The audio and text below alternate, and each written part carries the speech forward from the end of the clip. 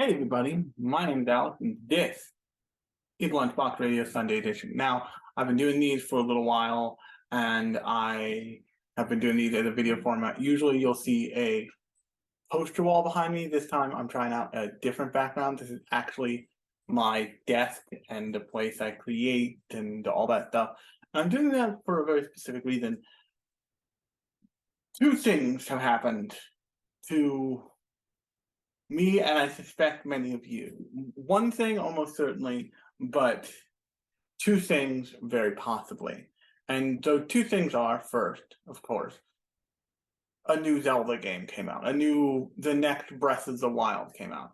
Zelda Tears of the Kingdom. This thing has taken over the internet, and that I am no different. I've been playing it kind of incessantly. I've been taking a break to clean and do some stuff the day I'm recording this, which is day before it comes out. So if you're watching this on Sunday, that day.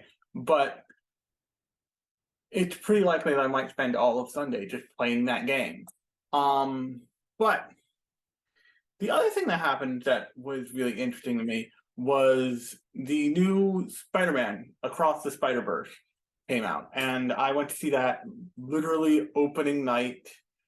I made sure I had tickets, all the 9 yards. It's really nice that like movies don't do the 12 o'clock thing anymore because you can go see a movie at a normal time. I mean, I know I'm an old, but going to see a movie like at the stroke of midnight seems a little much.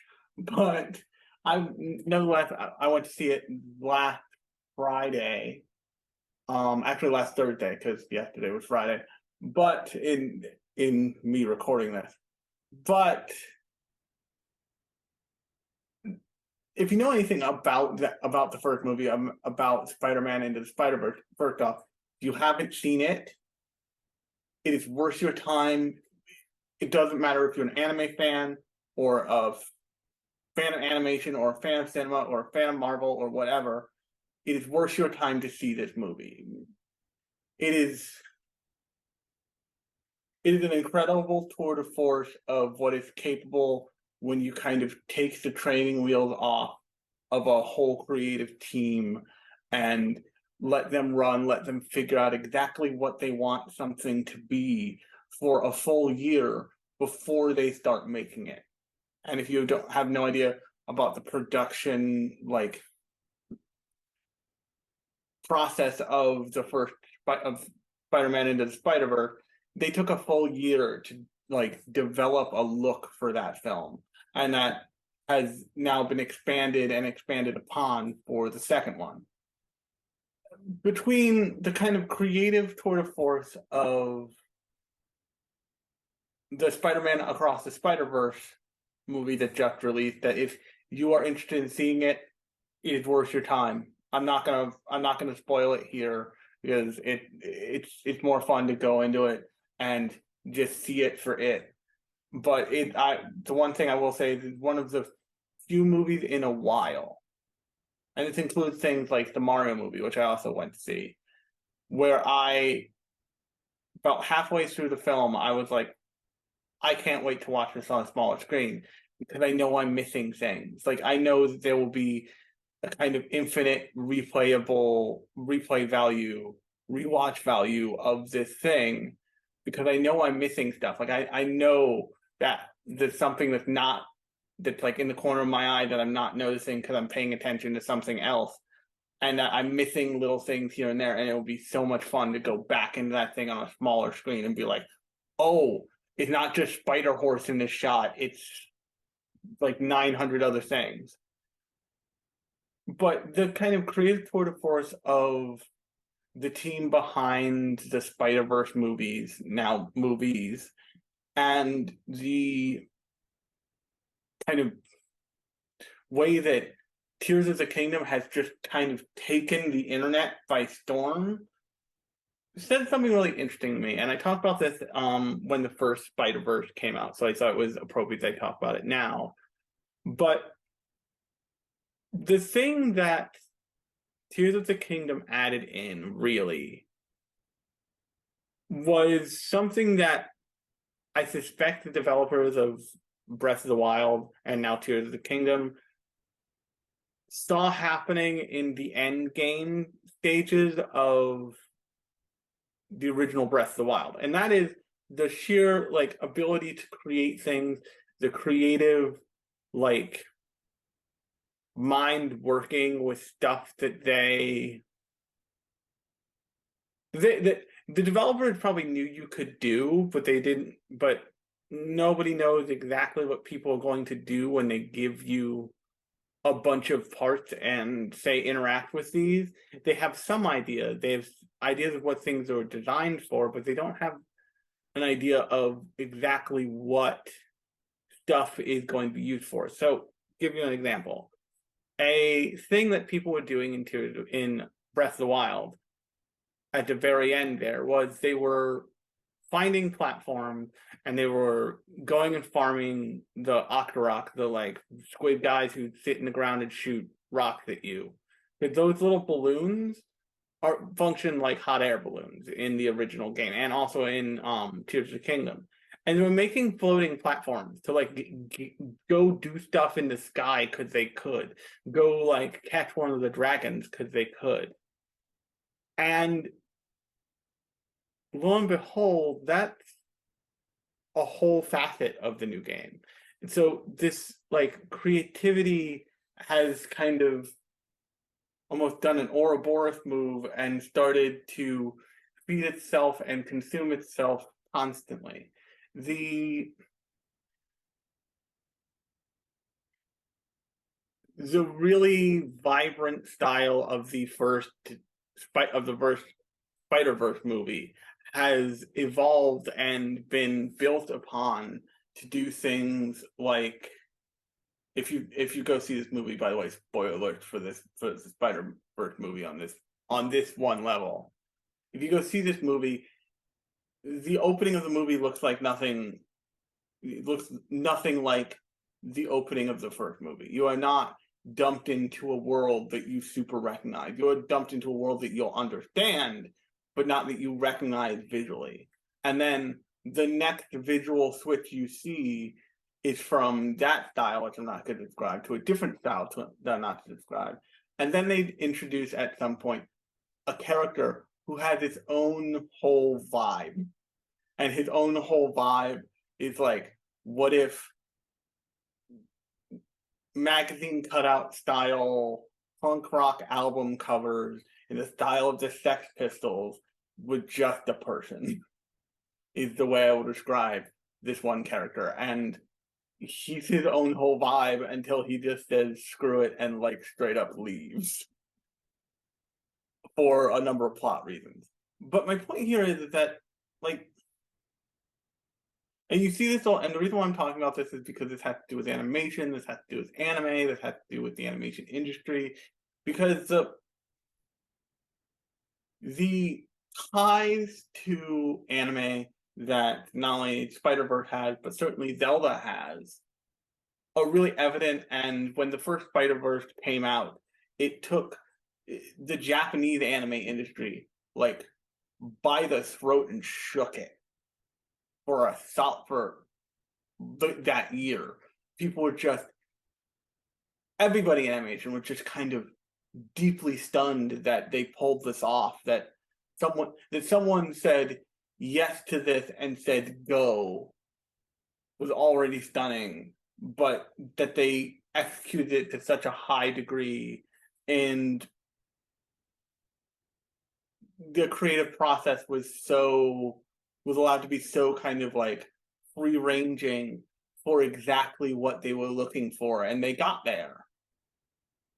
And I don't know if you've been following the writer strike stuff, but there's a writer strike going on, and I didn't know much about it. I know that writer strikes happen occasionally, but one of the things the writer strike is functionally about is this thing called mini rooms, which is the way that people write streaming series are much different from the way you would write a traditional television series.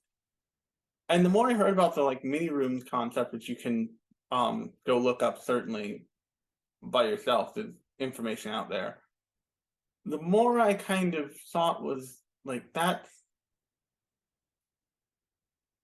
that's awfully controlled. And if you look at shows that have been huge prestigious things, generally they avoid those kinds of things.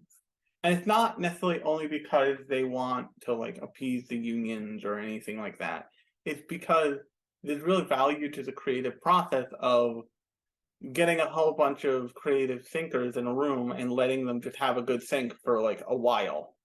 Just letting them like kind of spiral out in a room for a couple days and seeing what comes out of it and seeing what comes out of it. Seeing what people do when they are given the freedom to really explore everything and really be confident that their ideas might make it and not that their ideas are being judged for whether it's, cost effective or any of this other stuff. One of the things the most fun to me about the Spider-Verse film and also Breath of the Wild is that you never feel like they did something for cost. And Breath of the Wild, there's a great the one the technically first temple, the Wind Temple, and the ending cutscene for that takes place in almost this like Zen garden sand pit that's all raked into shapes and stuff. And they made sure that it feels real. They made sure that it doesn't feel like a flat texture. And that has always been true of the Zelda franchise. They've always tried to like, for its time, Ocarina of Time looks amazing. For its time, so does Wind Waker was such an odd break because everybody's like, it looks like a cartoon. And then eventually everybody was like, it looks like a cartoon. And this embracing of creativity and of influence and of borrowing and stealing from other properties, especially in something like Spider-Verse or Zelda, is part of the creative like process. And I think it's really valuable, especially now when you have so much about all the generative AI stuff. Like, and I've used a lot of generative AI things just to like poke at it and know what's there. So like something like Stable Diffusion or Midjourney or Chat GPT. What that's doing is it's taking things, and it's why the little idiosyncratic problems happen. Is it's taking things and it's collaging. It's not creating anything wholly new. It's not. There's no real interpretation happening. It's following a set of directions given to it to go shopping for even if it's different pixels, for just different pieces from across big swaths of content that other people have made. That combined with the predicament that streaming has found itself in, and I want to be really specific here. Streaming, like a lot of other tech things, has come up against the problem of it is not growing at the rate it once was because so many people already have it. So it's trying to so all these streaming services are trying to figure out how they can either make more money or make any money at all. There's a concept in the tech world that's like, I think the best way to put it is probably like pre-profitability, meaning it's before you make any money at something. And so many tech products in general, not just streaming networks, are under the false assumption that they can just flip a switch and they can just make money. The only one that really did this in a great way was Amazon. Like Amazon at some point they're like, nope, we're profitable. Like they had enough market share, they had enough of everything, and they just decided to make a profit starting from 1 year. And hilariously, once they started to make a profit, they started to have problems. But now things like Netflix and like even Amazon Video, things like now Max, formerly HBO Max, they're all trying to divorce themselves from having to spend so much money to make so much money. The reason why there's 9 zillion bad reality TV shows on Netflix is because those are super cheap to produce and they get eyeballs. Part of the reason why David Zaslav, the owner of Time Warner Warner Media Discovery, and now Mac, cut all of the stuff from HBO and like big when he went through with a meat cleaver and just removed half of the animated series off of Netflix, was because he wasn't interested in what those creations meant to people and what that creativity provided of value to the viewer. He was interested in, it doesn't get this amount of eyeballs, so it's not worth, so it is losing us money instead of making us money. The thing that you really feel in both Tears of the Kingdom and Across the Spiderverse is that they made choices for the good of the thing they were making because they wanted to make this thing. And did they know that somebody would like it? Absolutely. But also they had the confidence to say, no, like we're not gonna go get a like stock texture for this, that, and the other thing. We're going to take the time, make the texture, do the thing. We're not going to cheap out and do cheaper animation here. We're going the whole now that we have the reins, the whole of Spider-Verse has scenes all throughout it that feel maybe not as impactful as the upside down building diving scene, but very close. Like very close.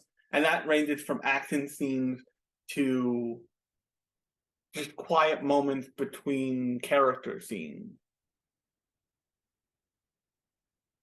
And that creativity is really valuable. And part of the reason why we are all anime fans is because anime as a medium has valued creativity and been a place for, like, say, a cranky old man obsessed with war machinery and the environment to come and like tell stories. If you can't tell, I'm talking about Hayao Miyazaki. I know that sounds weird, but go watch Kingdom of Dreams of Madness and tell me that's not the man I described. Maybe add smoking and wears an apron into that, and you're right there. And I think it's important to value this stuff. I think it's important to consider that when you're done watching something, what kind of creativity went into that thing, and have a value there, because it's so easy to produce the other stuff, and the other stuff will always be produced because it's cheap, and there's my local fire alarm, but it's not that people don't want to watch the cool creative thing. It's that oftentimes it's not presented in the same place as the like just kind of like slop, or the not slop, but like the cheaply produced reality TV stuff. And it's not like there's no value in that stuff, but it's a different kind of value. It's a different kind of muscle being stretched by the people making it. And that stuff doesn't get made without the creative class to go out and get that, to go out and build a cast for that show. So, for example, Ink Master doesn't get made if nobody's thinking creatively enough to be an illustrator at the level that you need to be to then do it with a violently vibrating needle and put it on somebody's skin. You know, cooking is in the same directions oftentimes. There was, for like the briefest of moments, a reality show, I think it was called like The Next Great Artist, and it was about producing art.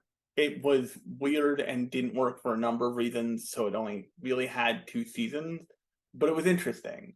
Face Off is the closest thing to it, the special effect makeup thing, the special effects makeup reality show, competition show. So there is value in that stuff, and there is value in showcasing creativity and using that format to showcase creativity. But, and this is something that young creative, that young hustle culture doesn't get oftentimes, is that just because somebody's watching something, just because somebody bought something, just because somebody took something, doesn't mean they wanted it. It means that it was given to them, and that person didn't either realize or feel like they had a choice to say no. In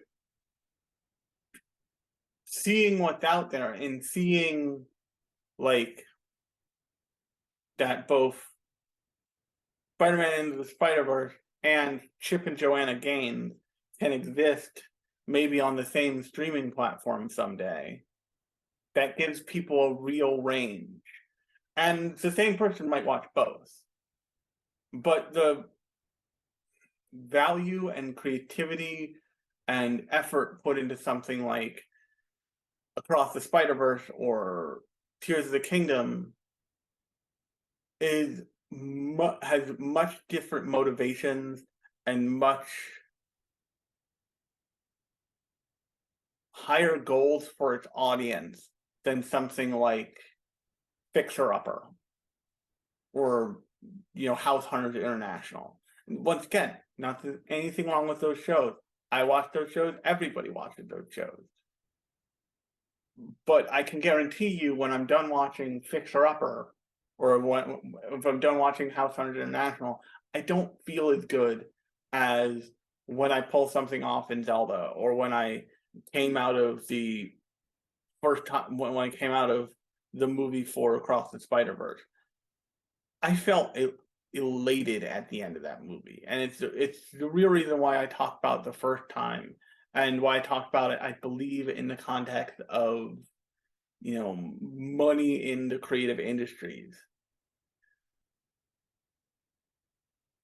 And on that note, if you like this podcast, or YouTube videos, you can subscribe by ringing the bell and subscribing to the channel. If you want to subscribe to the podcast and not just the YouTube channel, there will be a link in the description below to that, as well as the Instagram, where I put up announcements of new episodes and all that other jazz. And with that said, my name has been Alex. This has been Lunchbox Radio, Sunday edition. I will talk to you on Thursday.